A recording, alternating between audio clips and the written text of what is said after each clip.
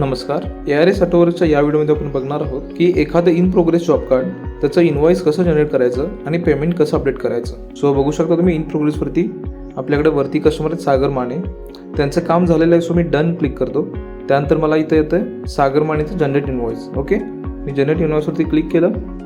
तुम्ही बघू शकता त्यांचं इनवॉइस तयार झालेलं आहे आणि पे फिनिश ऑप्शन आलेलं आहे. ओके, तुम्ही ॲक्शनवरती क्लिक करून इनवॉइस पण असं बघू शकता.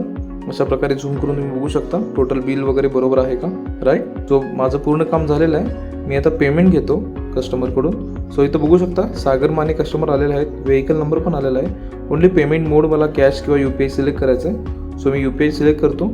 इथं तुम्ही वरती लाल अक्षरामध्ये बिल बघू शकता 1175 रुपये आणि सेव्ह केलं. एवढ्या सिंपल पद्धतीनं मी बिल घेतलं आहे आणि मी फिनिश केलं. तुम्ही बघू शकता इनवॉइस क्रिएटेडमधून ती गाडी निघून गेलेली आहे. ओके, सो आता ती गाडी तुम्हाला इथे कुठेच दिसणार नाही. अशा प्रकारे आपण एखाद्या गाडीचं जॉब कार्ड फिनिश करून त्याचं इनवॉइस जनरेट करून त्याचं पेमेंट घेऊ शकतो.